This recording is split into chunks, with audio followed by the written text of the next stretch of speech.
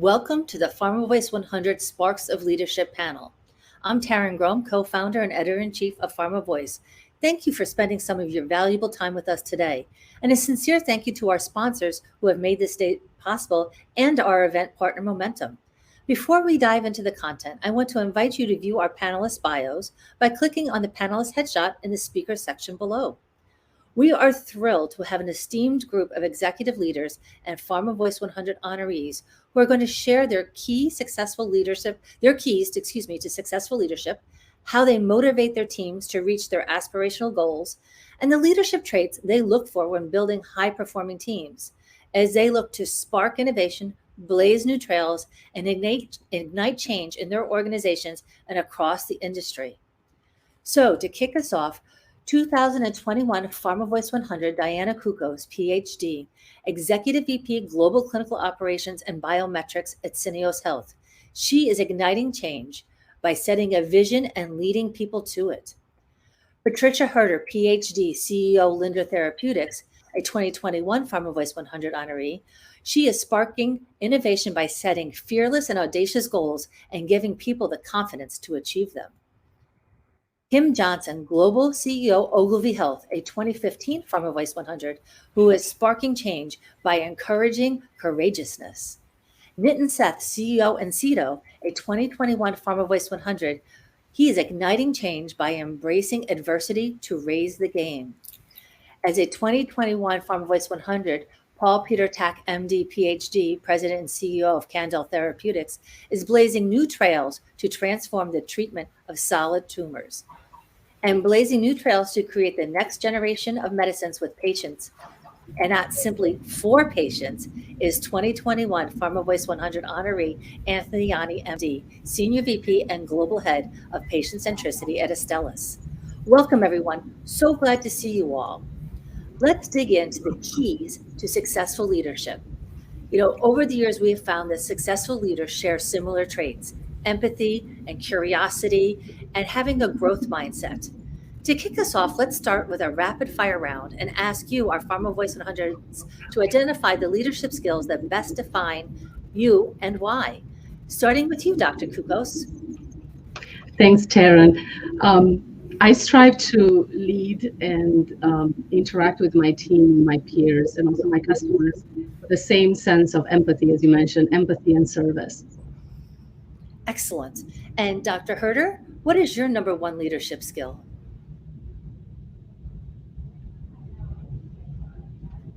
Tricia, you're on. Yes, there you go. You're off mute now. Oh, I didn't mute myself. Sorry. Okay, I'm just saying, I think you could describe it as being kind of a player coach, because I'm an engineer and I've kind of been there and done that and been in the trenches, and when necessary, I can get in with the team and brainstorm. I love to problem solve. I love to analyze data. I love to help the team come up with creative ways of progressing on technology or programs. And I really don't believe in sort of sitting in a fancy office on the 14th floor directing others and having them delegate it and maybe having some broken down telephones while you're at it. I get excited myself about the technology and the science and the data, and I really have fun when I get the opportunity to interact directly with the scientists and engineers who are in the lab and in manufacturing. And I think they also appreciate that, and I see them getting excited and energized as well. The thing we're developing is this ultra long acting oral dosage form that steadily delivers your drug for up to a week or even a month, and no one's done it before, so we kind of have to invent every single thing. We have to invent the tools to manufacture, to test, to characterize our product. And so I'm just truly amazed and inspired by the ingenuity of the engineers and scientists who are working on that. So it's a lot of fun to interact with them directly. Wonderful. And Kim, since we're going in alphabetical order, that means you're up next.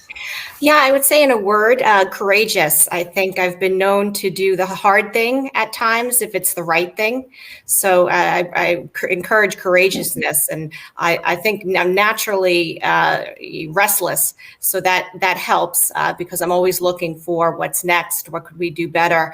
But I think we can train ourselves to be courageous as leaders too, because it really is about embracing change and looking at how we progress through change. And just by doing that, we can demonstrate acts of courage in our daily leadership lives. Wonderful. And Nitin? Yeah, Taryn, I believe the key task of a leader is to inspire others so that they can be the best themselves. And to inspire others, you need to be inspired yourself. And that's my thing, that to be inspired, and that means energy, passion, commitment, clarity. So yeah, I believe those are some of the things that go into being inspired. Excellent. And Dr. Tak?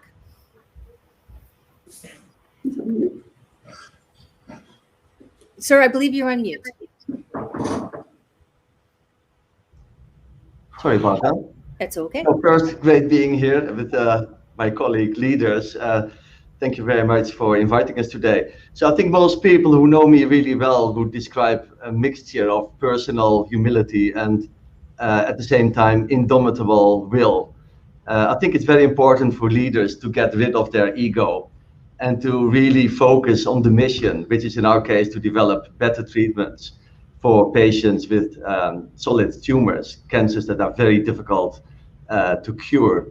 So it follows that with this approach to leadership, which is really type 5 leadership according to the nomenclature by Jim Collins, that I'm very much focused on bringing the best talent in and next create very strong high-performing teams and empower them to drive the change that's needed and to deliver on our portfolio. Wonderful. And Dr. Yanni, I know with the why you're always used to coming up at the end. It worked to my advantage in high school, being in the back of the room. But yeah, I'm used to it for sure. Hi, everyone. So for me, it's really perseverance. It's when you lead anything, obstacles are part of the process, especially when you lead something new, something that changes the traditional approach to any process.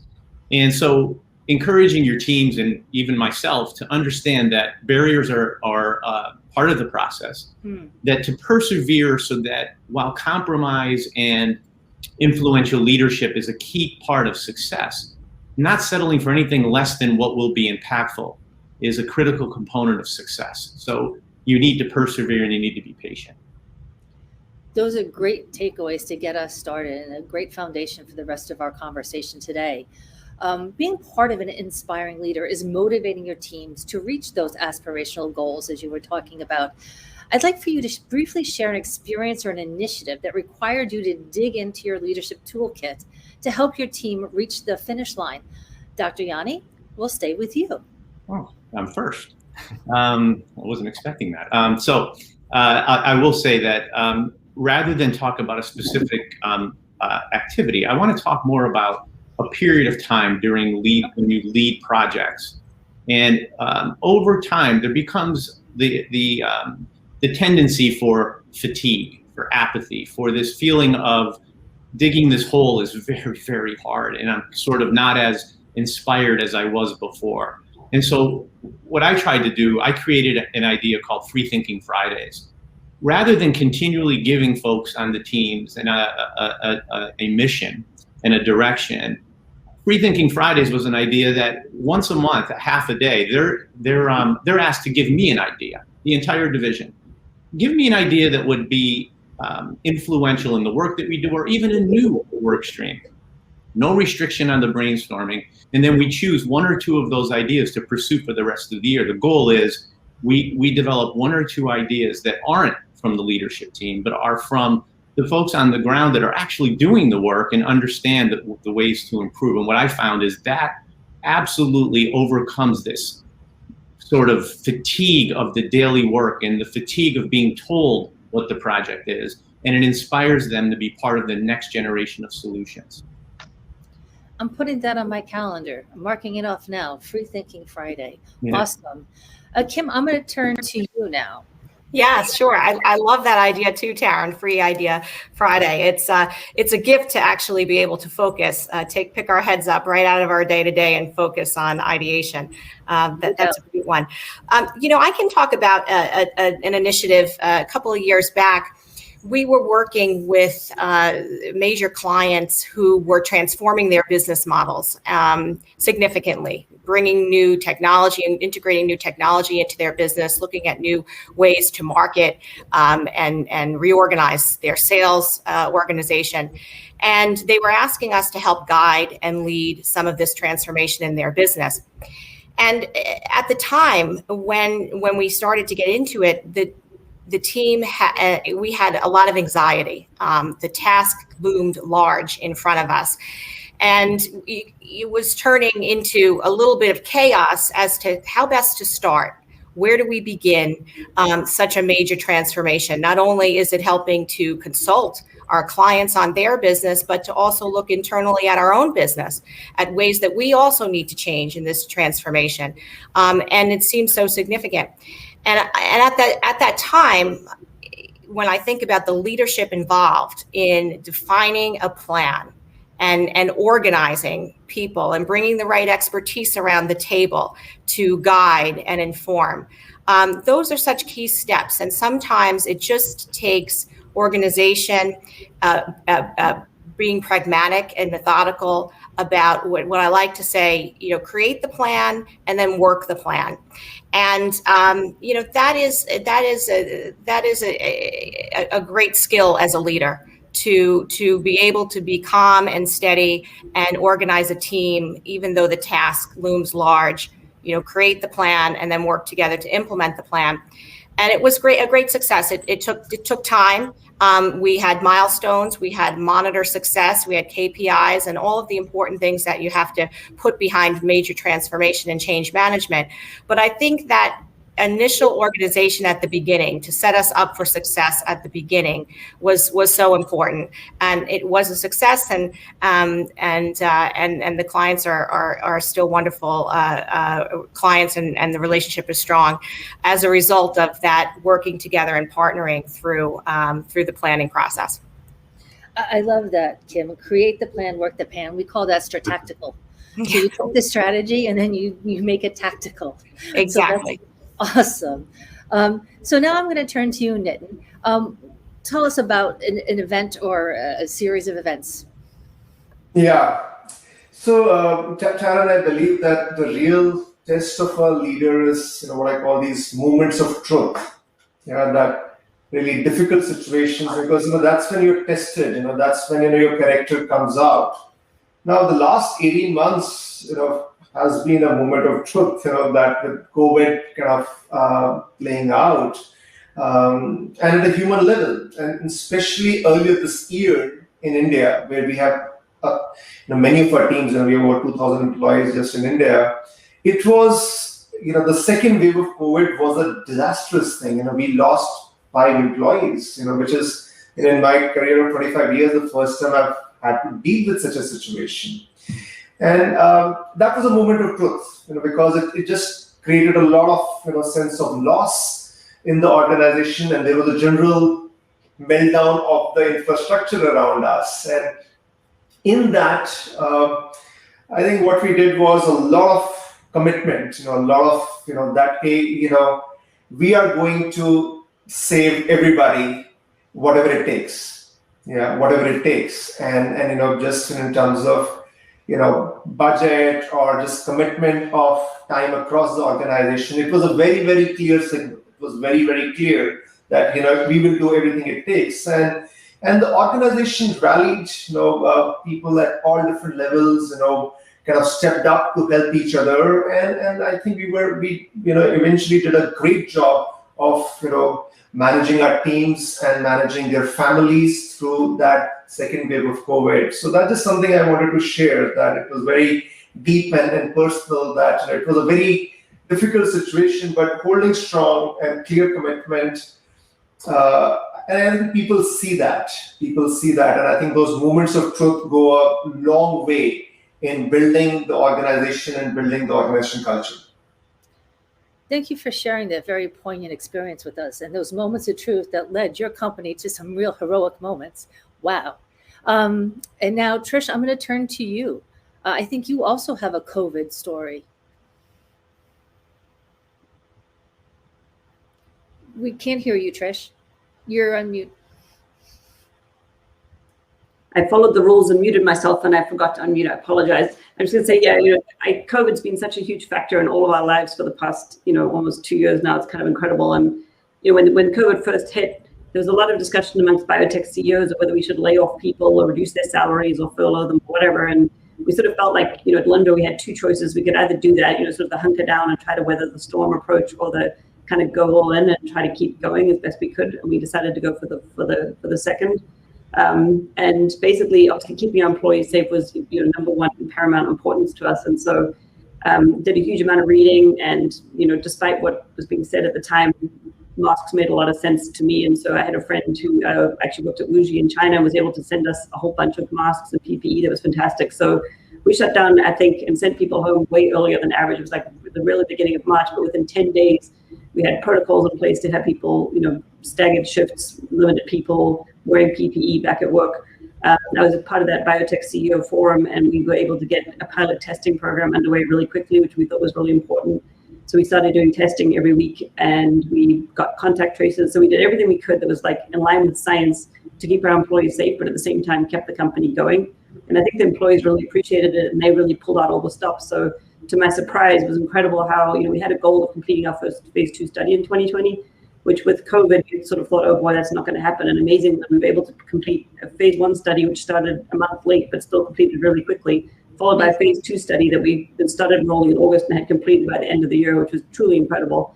And apart from that, we got a state-of-the-art GMP manufacturing facility up and running. We raised $60.5 million interacting with investors exclusively through Zoom, which of course now is kind of commonplace, but at the time wasn't so much. And we was able to stay pretty much on track with all of our goals despite COVID. And I think the employees, again, really appreciated that we took care of them. If somebody got COVID, we would make sure that we sent them food cards and grocery deliveries. And we actually did not have a single COVID transmission at work. We had people catch COVID from the community, but we didn't have anybody catch COVID through a work-related contact. And even now, we're still doing weekly testing, still using contact tracing. So our workforce is 100% voluntarily vaccinated with mRNA vaccines, which we're really happy about. And so actually for new employees, we are making it mandatory because we feel like, given that our existing employees stepped up to the plate, we don't want to put them at risk by hiring people who are not willing to be vaccinated. So that's kind of our stand on that. But anyway, I'd say in terms of me as a relatively new CEO, to be hit with the situation was kind of like Jeepers Creepers. But there's that Italian philosopher Machiavelli who says, never waste opportunities offered by a good crisis. So I try to take that to heart and just kind of go all in and see what we could do to beat the curve. And I'm really glad we did, because obviously if we'd done the hunker down approach, we would have been out of business by now, because obviously this has gone on way longer than anybody thought it would. And I think we've all just had to learn how to adapt, and that's really important. So, wow, talk about courageous leadership and stepping into it right off the bat and going all in. Amazing that you were back in it after 10 days and that you've had no COVID transmissions within your organization. That's tremendous. Awesome job. Paul Peter, I'm going to turn to you next. Yeah, I'll share my most recent experience, which probably required almost all of the tools in my leadership toolbox. I joined Candel Therapeutics 1 year ago, and next week will be my first anniversary. And I joined this company because we have 2 molecules that I recognize as potentially transformational medicines for patients with cancer. But very much in line with what we just heard, I was recruited completely remotely. And I worked initially with people that I've never met, right? I didn't know the people in person who have recruited me, who hired me as the CEO. I didn't know the board, I didn't know my employees. So all of this was done by Zoom and Teams.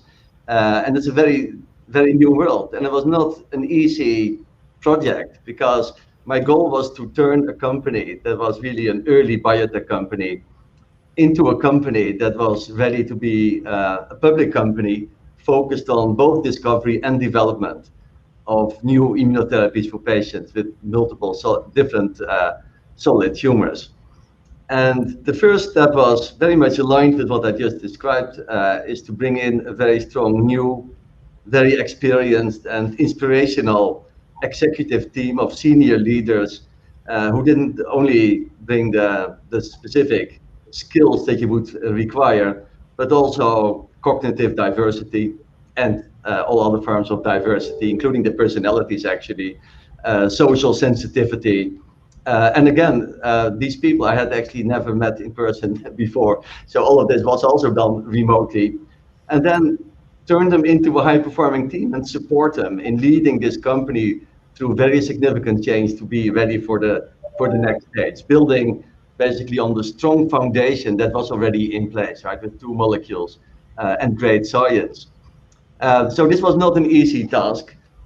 Fortunately, I've been able to travel again. I live part-time in the UK and part-time in the US, so I got finally a national interest exception to be able to enter the US, and I'm commuting now again between the two countries. And within a year, we have been able to do a successful IPO on the NASDAQ. So it was a glorious feeling just a few weeks ago to be able to ring the bell.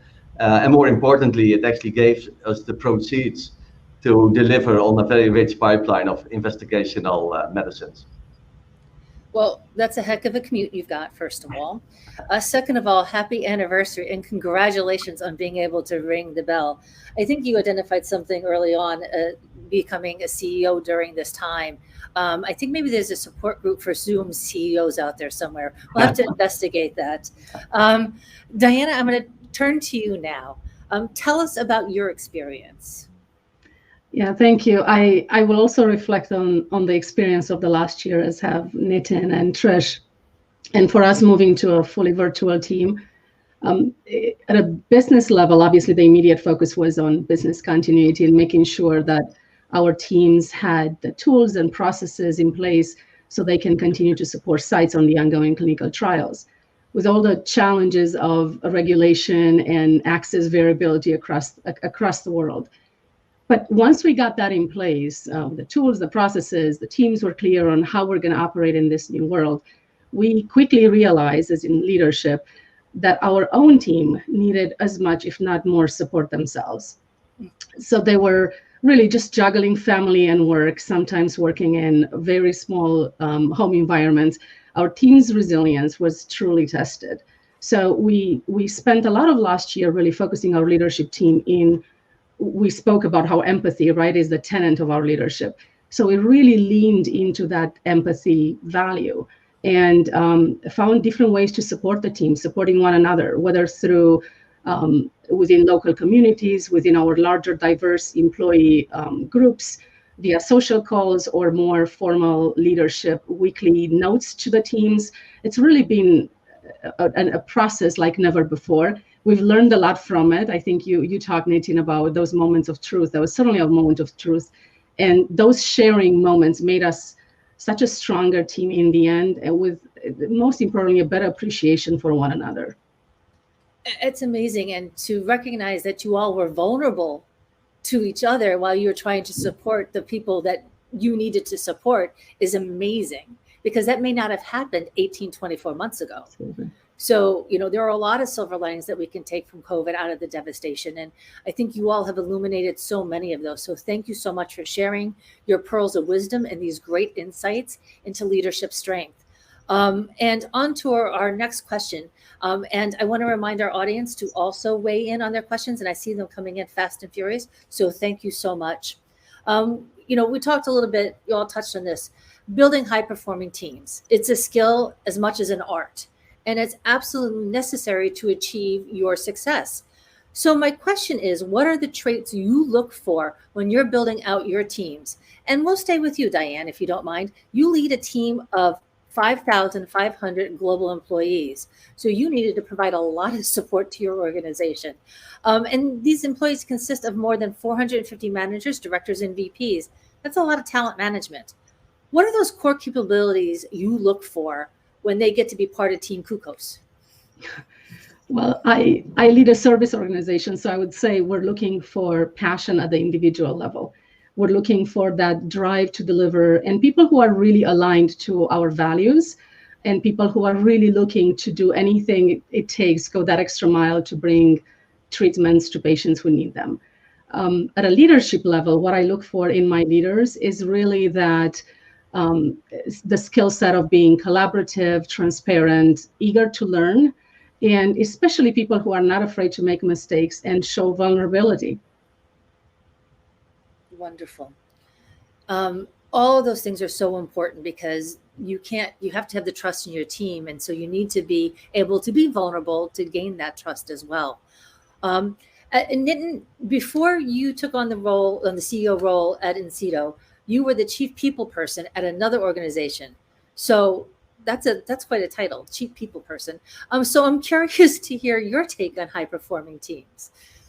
Yeah, I was the chief people officer at Flipkart, which is India's largest e-commerce company.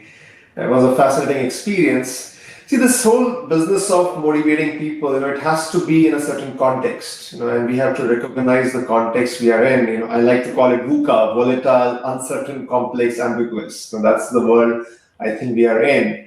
Now, in this world, what I think will is a lot more important than skill. So we have this will skill matrix, and I've come to this view that will is what is very innate to human beings, and that is what I tend to really look at, because if you have the will, then you will have the skill. I see many highly skilled people who end up not being very effective, because if you're not really pushing yourself that extra hard every day, then that skill is also going to plateau. But if you have the high will, and you really, the way you spend your day is what you become.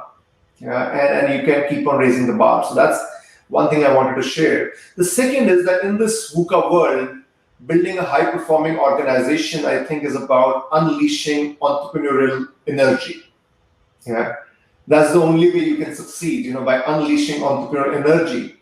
And as leaders, who are designing the organization, that's a tough challenge, because to unleash entrepreneurial energy, you need to kind of create. You're operating at this edge of chaos. So you feel out of control. You need to let go. You need to kind of just let it happen. But at the same time, if you're running a large enterprise or a public company, you need to have a certain predictability and assurance in terms of outcomes, and that calls for a certain structure, that calls for processes. So how do you balance this unleashing entrepreneurial energy and kind of operating at chaos with some level of structure and process? I think that's the great balance, which managers today have to really draw. I love that. You have the will, and then you have the skill. And as an entrepreneur, I certainly appreciate that unleashing of the entrepreneurial energy and operating on the edge of chaos. So welcome to my day. Trish, I'm going to turn to you now. You are known for setting big, hairy, audacious goals and are always up for embracing a challenge. So what are the skills and traits in your team, that those dynamics to hit the milestones that you need to hit? Yeah, thanks, Taryn. So, I totally agree with Nitin that, that will is more important than skill. Myself, I started in the paper industry, and I worked in the oil industry in South Africa, and then I'll end up in pharmaceuticals. And, I think just kind of being more of a kind of a make it happen no matter what person, it's just you're willing to take on new things and learn things is really, really important. So I think, in terms of getting people excited, which some of the other panelists have talked about, if you set a really big, hairy, audacious goal and everybody's excited about it, that creates a lot of that will. So at Lindra, our core purpose, which is essentially our long-term goal, is to reinvent medicine for a healthier world. And what we mean by that is, we're developing this long-acting dosage form that delivers your medicine slowly and steadily, and means you only have to take medicine once a week or once a month, which makes it really easy to stay adherent. And so then it makes it, and then in addition, because you're delivering the drug in a steady way, you can improve safety and efficacy. So it's all around improving health outcomes through a combination of improved adherence and improved pharmacologic profile. So in some of the programs we're working on are very inspiring. So for example, we're working on malaria eradication in Africa, and we're working on a monthly oral contraceptive for women in Africa in conjunction with the Gates Foundation. For our US-based program, our lead program is risperidone for schizophrenia, which again is another really tough disease to deal with, and we know that adherence really, really affects outcomes. So people get very inspired by that. So in addition to our audacious goals, we have a well-defined culture and values, and our 3 values really speak to the kinds of employees that we want to hire and that will do well at Lindra. So it's really important, I think, to have your company's culture well-defined so that you know whether or not people are going to be a good fit. So in our case, our first core value is resilient to the core, and it just speaks to resilience in general. And it's, given that we're a startup, we're developing something really unique. Needless to say, everything requires invention, and we frequently hit potholes. And I'm always amazed at how quickly our team rallies. We have some data on Wednesday that looks a little bit like, oh dear, now what are we going to do about this? And by Thursday morning, we have a lot of brilliant ideas and some plan B that we can kind of execute on, which I think is really important. And the second one is we really need every single team member to be fully engaged and speak up and share their ideas and feel 100% responsible and 100% accountable. And so we have, again, a value that's called value every voice, which basically means everybody's ideas are awesome. And we also believe in innovation from inclusion. So when you include everybody and allow everybody to speak up, you get more innovation than if you just have ideas coming from the top down. And then the third values to do with teamwork, which is clearly essential in pharmaceutical development, where it's definitely a sort of a team sport. And so we need people who really enjoy and thrive in a highly collaborative environment. So we, the way we articulate our values, I contribute, we deliver, and we say things like we make it happen together, that kind of thing. So I think people that when you tell them the core values when interviewing them, and they say, oh, that's really cool, and they get genuinely excited and drink the Kool-Aid, those are the people that do well in Linda, the people that come in a bit cynical and say, yeah, everybody has these things that don't really mean anything, then those are not the people that are going to do well with us. And so I think that's it's really helpful when you're recruiting people to find like-minded people that are excited about what you're doing and fitting well with the team. So when you're trying to reinvent medicine for a healthier world, you have to have some of those core values. And I love it. Some resiliency, you got to value every voice, and inclusion and collaboration. And it is a team sport because we have to break down the silos to be able to move the needle. So excellent. And congratulations to you. Paul Peter, over the years, you have built teams that have led to 10 medicines that are now in late stage development or have been approved in oncology, immunoinflammation, and infectious disease, as well as building from the ground up the Department of Clinical Immunology and Rheumatology at the Academic Medical Center at the University of Amsterdam. So you know quite a lot about team dynamics. What are the keys to your success? Yeah, it's a good question. I've created completely different organizations over time, and I really like doing that, ranging from, as you said, multiple academic labs to multiple biotech companies to a big organization within GlaxoSmithKline to a commercial clinic in the Middle East to an occupational medicine company in the Netherlands. And at some point I asked myself the question, what are the principles, the common principles that have made me actually deliver on all of these opportunities? And my colleagues here on the team, Diana, Nita, and others, have spoken already about the critical importance of building a high-performing team. So this is a top focus always. I like to build companies or organizations top-down, very much like the Netflix model, right? If you remember the book called Powerful, which is truly interesting. So I won't say too much about it. I agree with everything that was said there already. But other aspects that are important include the following. First, to build a very strong culture that's based on both freedom and accountability. I think this is in particular very important, the freedom component, if you try to foster creativity in a discovery organization. I think this is actually where it often goes wrong in pharmaceutical companies, because the mindset and the culture that you need in late stage development and in commercialization in a highly regulated environment, and rightly so, is quite different from what you need to discover new things in science, create new molecules, and do early development. So that's where you want to have much more freedom and foster creativity. But it cannot exist without accountability. So it's a very fine balance to get that piece right. I think it always needs to be a very important part of the conversation. Another point I want to mention is the implementation and introduction of what I call solution-oriented management approaches.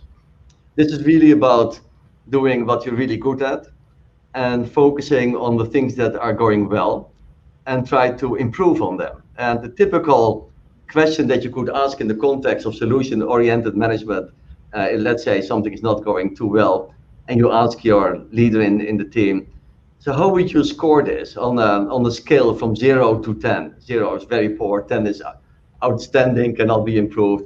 And let's say the leadership team member will say, well, I think it's a 4, right? 4 is not great. And then the answer would be, well, can you explain to me why you say it's a 4 and not a 3? So it's an example of how you start to create a positive mindset, start to define what's actually going well. And then the next question is, of course, how do we get from a 4 to a 5, from 5 to a 6, etc. So you don't focus on things that will never be resolved. You call them limitations, you try to end them. You try to improve everything that can be improved. It creates a very positive mindset in the company or in the organization. Another point is about decision making. I think it's very, very important to give a lot of thought. How do you get decision making right in any organization? And to come back to what was mentioned, I think by Anthony earlier on, The important part is to be decisive and persistent. This is also the hedgehog principle. Do what you're really good at and persist in it, but you also need to be decisive. Sometimes or often you don't have all the information. You try to get to the best decision possible, but then you need to move on. There are a few things that are worse than not making decisions, I think. And then the next step is to get everybody behind it, even the people who were initially against it. So this is a feature of a high-performing team. And then be persistent until you have new data, which can be scientific data, commercial data, the budget, whatever it is, and then you may need to make radical changes again to your decision.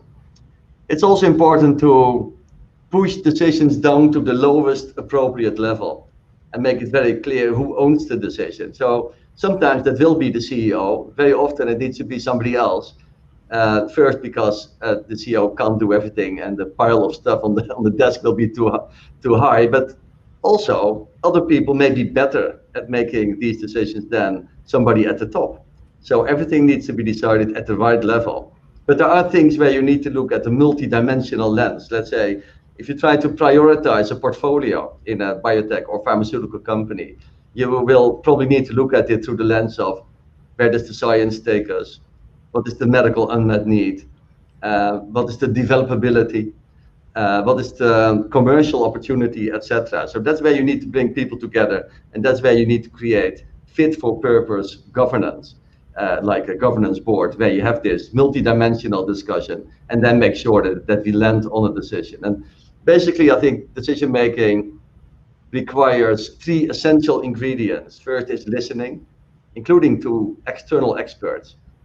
Second is judgment, and third is communication and explaining of what has been decided. And peer review is always critical at any time point, because we all have blind spots.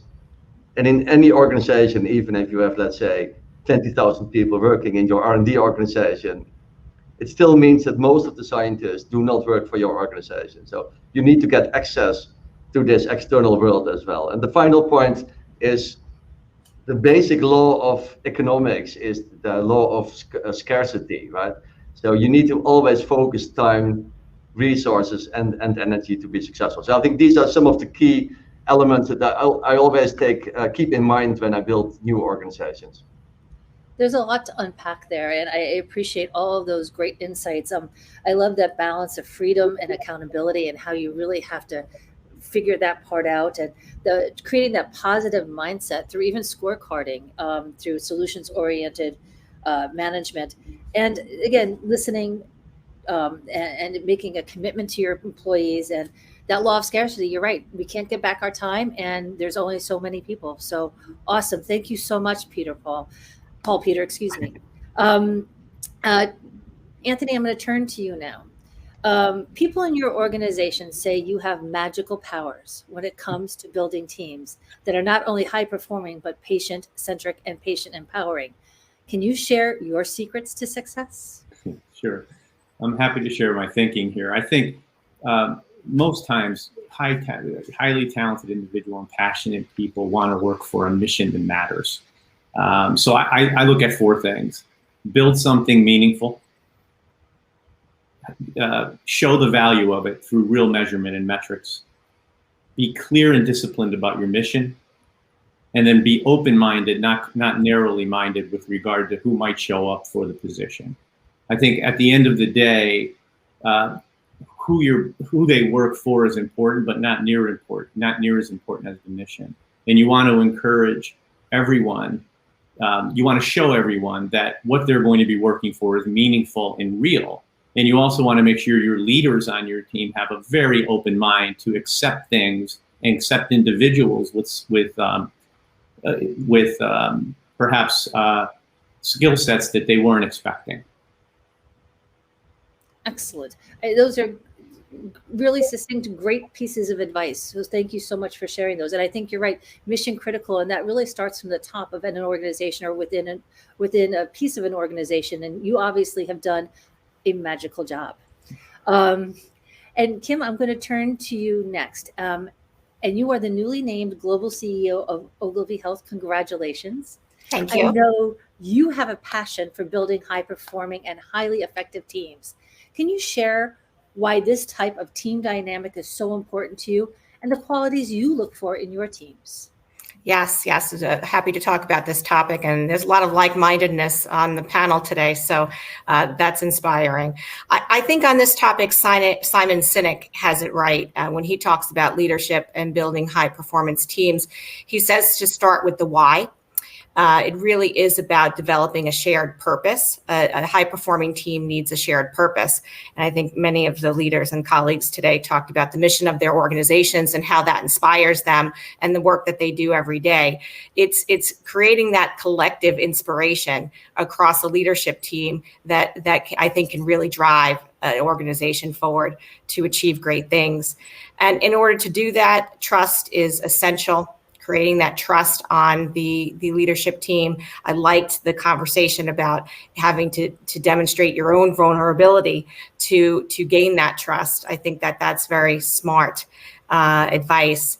And lastly, just another point is clarity. Clarity of roles and responsibility is very important too. In order to drive accountability, I've learned that there needs to be very clear and transparent understanding among leaders on what ultimately they are responsible for and accountable to, and that's transparently shared and can be monitored and incentivized against as well. So smart. Start with the why, because that's the basis of everything. Why are we here? Why are we doing this? And then everything leads from that. What a great kickoff to our panel here today. And I want to thank all of you for sharing your pearls of wisdom and insights. And now we're going to put you on the hot seat because we've got a ton of questions that have come in from our audience. So hopefully you're ready. Here we go. One of the questions that came in was, what has been your biggest joy as a leader? What a great question, because I think as inspired leaders, you inspire others. So what is it that gives you joy as a leader? Who would like to kick us off? Show of hand. Go ahead, Nitin, and then we'll go to Paul Peter. Yeah, what gives me greatest joy, Taryn, is to see my colleagues really flowering.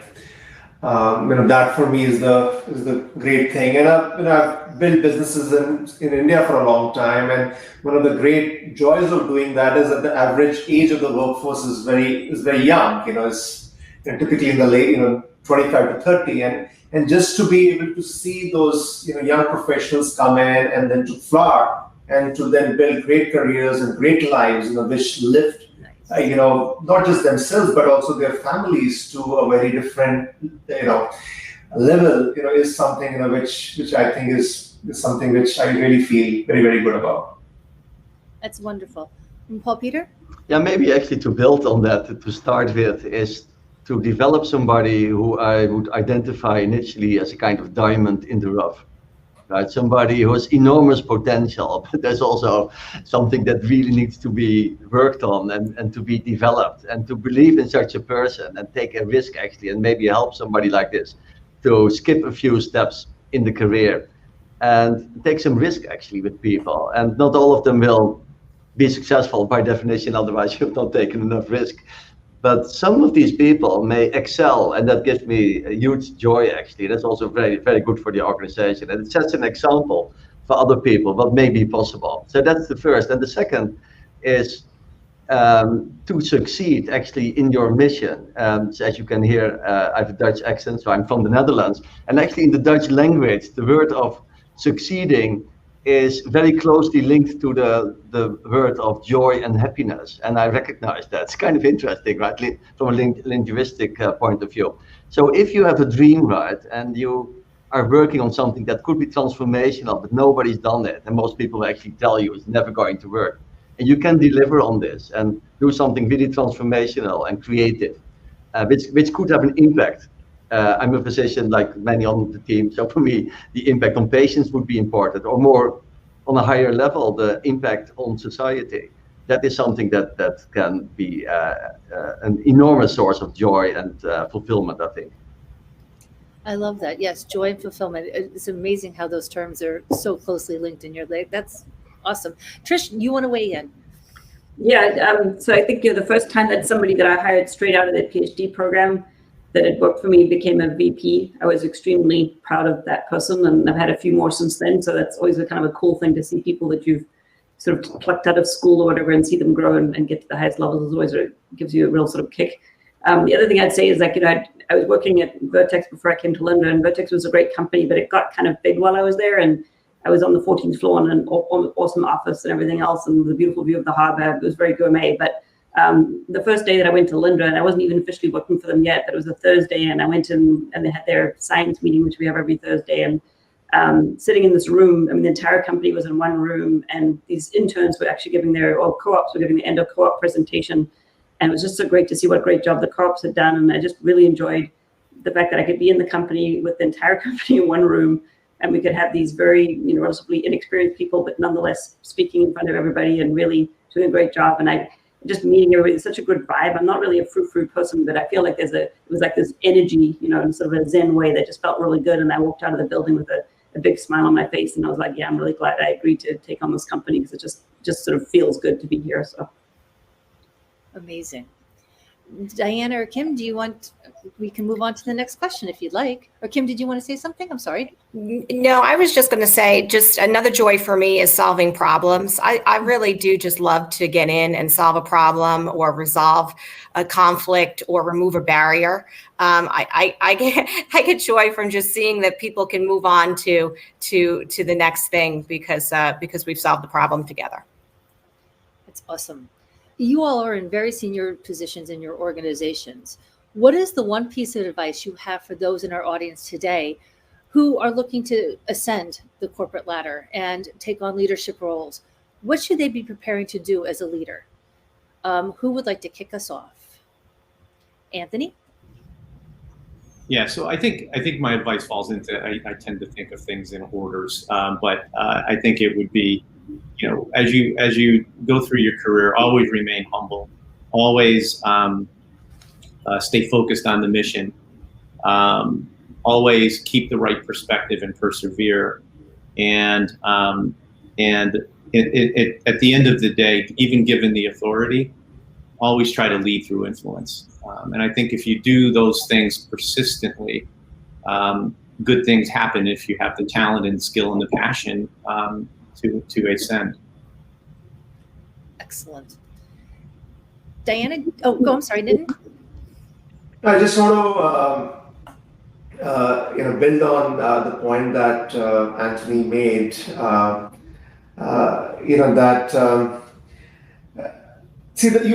Leadership is not a position. It's not. I see it not as a noun, but as a verb. It is leading.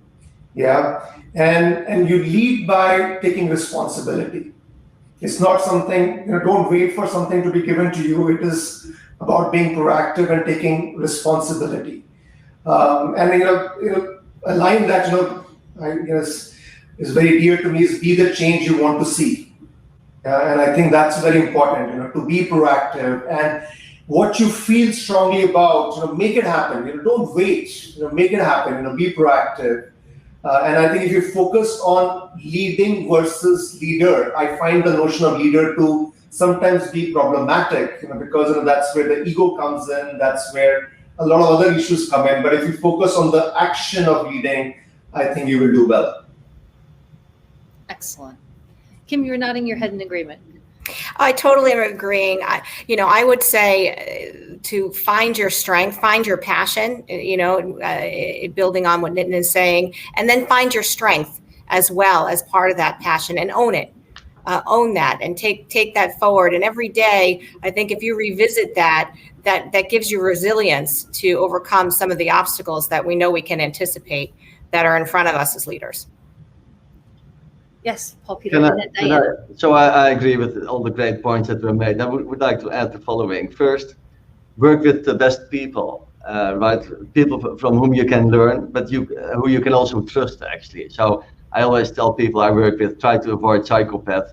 Quite a lot at the top of many organizations and in society. Actually, at some point, I got a present for Father's Day from my children called Snakes in Suits. So if you're not able to recognize these people, I strongly recognize that people read this book, actually, because it just drains your energy. A second is to don't bother too much about your career and job titles, all of that. What I always advise the people I mentor, focus in a relentless way on doing the right thing. Right? Focus on the mission, excel in what you do, and people will see it, and you will advance your career. Excellent. And Diana? Yeah, I like that, Paul. And I want to add on to, Trish talked about her joy of seeing people being promoted, and Kim, you spoke about that as well. I think for me, the best advice I try to give people is around, it's not about you, right? Nitin, you said it's that whole ego. It really isn't.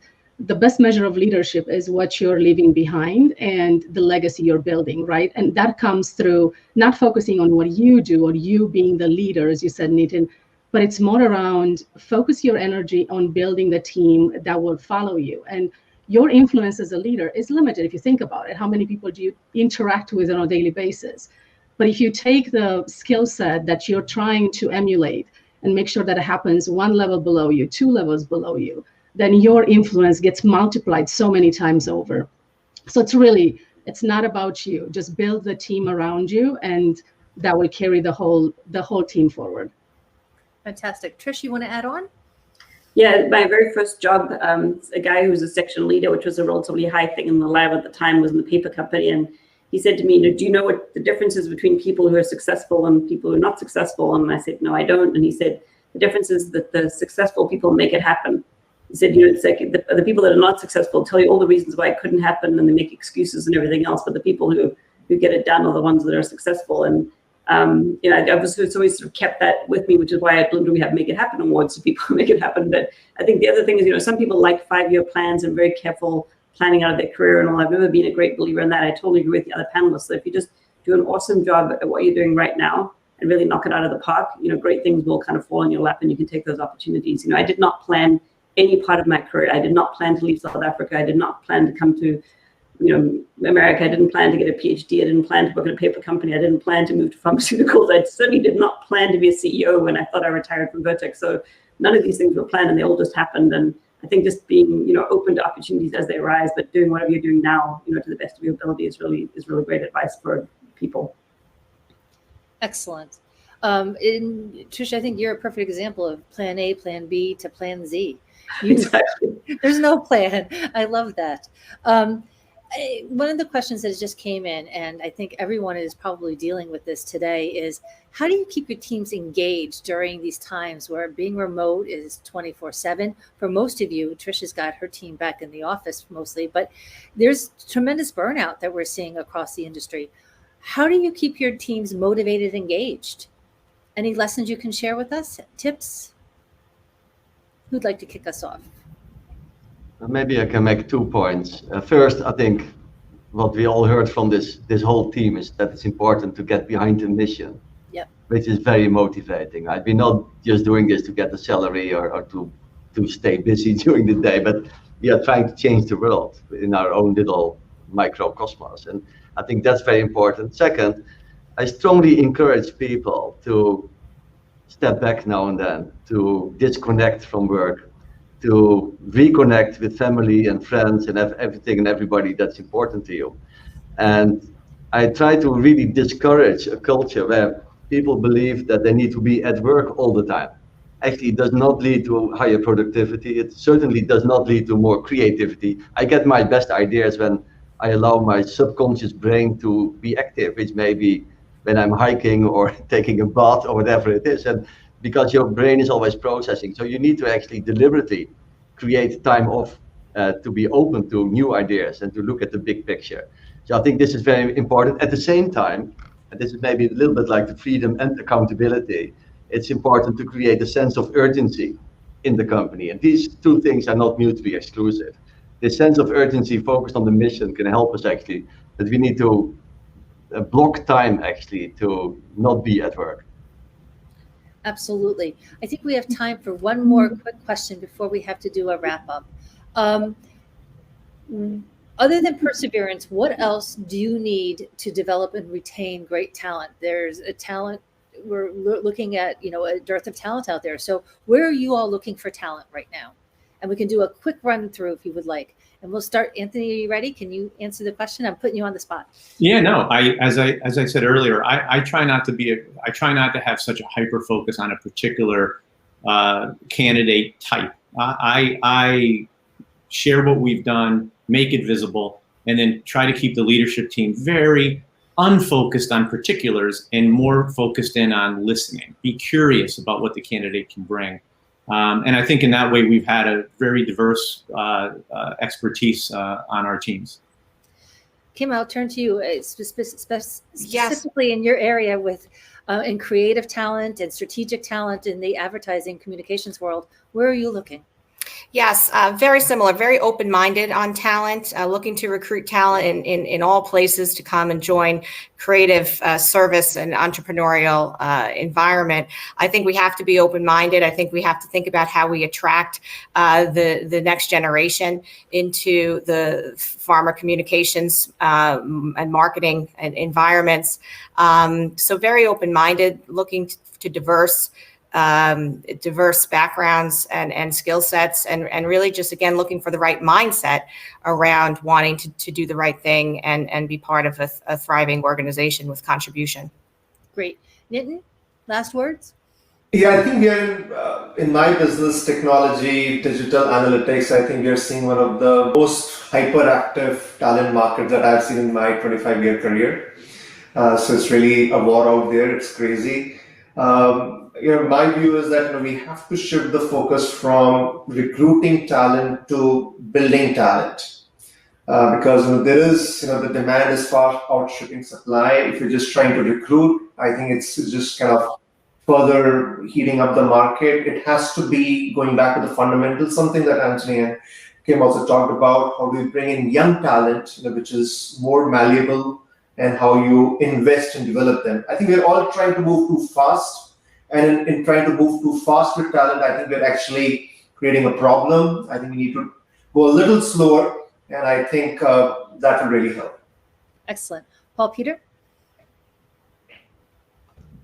I think it's very important to be very deliberate if you recruit people about the diversity of the team in terms of personality. And first, you need to understand your own personality and also the type of personalities that you are allergic to. So you also need to recruit in your allergy zone. And I'm very deliberate about that. And then with my teams, we do actually personality testing. And we did that recently and found that the whole wheel was covered, to the surprise of the external consultant. So I think this is very important because people will compensate for your own weaknesses. And you will get much better team behavior. Often we will actually recruit experts, right? But in terms of personality and background, I'm completely open-minded as long as it looks good on the team level. An important point that I want to make is about how do you attract and keep the talent is on top of everything that's obvious, is to create a culture where people can develop, but where it's also clear that we will not accept the wrong behaviors or poor performance. We will help people to excel, give them executive coaching, support, whatever it takes. But if people will never be able to actually deliver, then you need to be very clear that people will also need to move on, actually. And that helps to attract and retain talent. It's an important predictor of engagement in any organization. Wonderful. And Trish, your last quick thoughts? Yeah, I guess, employee retention is on everybody's minds right now. We seem to have a very restless workforce, if I could put it that way. And I read a really good book this weekend called The Midnight Library, which I'd highly recommend to all people, especially young people starting out their career, because the sort of jumping from job to job, which in this particular book is jumping from a life to a life because you're feeling undissatisfied with your current life. But, I don't think it's a good thing. You need to be at a company for a certain length of time to build something, and you're not going to build a great career if you don't take the time to do it. So if the first sign of some frustration in your existing company, you don't figure out how to address that in a positive way and for a good outcome, you're going to find there's frustrations at the new company you go to as well. So I think, I'm not sure how to instill that in particularly younger people, but I do sympathize. I think everybody's feeling restless after COVID. Everybody's kind of feeling a little bit like, so I get it, but at the same time, I do think that people should, work hard to make where they're at be a happy place and fulfilling for them before they just sort of make the switch for a bit of a bigger raise or whatever. So, excellent. And Diana, we're at the top of the hour, so I'll leave you with the last word here. Yeah, I think my fellow panelists have addressed it well. It's really about attracting talent and building talent and taking the new generation, I would just say we really leverage a lot our very active employee resourcing groups, whether they're Black employees, Asian employees, veterans, and really listening to their voice on what that diverse population is looking for from us to invest in their training and development. Wonderful. I learned quite a bit today, so thank you so much. I know how important it is to support supporters. We know about those moments of truth. We need to create the plan and then make the plan. And then we need to figure out how to address fatigue and apathy through Free Thinking Fridays. And as Paul Peter said, we got to look out for snakes in suits. And for Trish, we got to go all in. So thank you all very, very much for this great panel. I want to thank our sponsors, Sanofian Pharmaceuticals, Calcium, Encedo, Ogilvy Health, PowerXL, Syneos Health, Umotive, Health Union, Medtrix Healthcare, Alnylam Pharmaceuticals, eMIDS, Lev Lane, and North Highland. To join our 11 o'clock Ask the PharmaVOICE 100 roundtable, go to the agenda and click the join session. I'll see you there shortly. Thank you all so much, and thank you to our audience for the great questions. Thank you. Thank you. Bye-bye. Bye.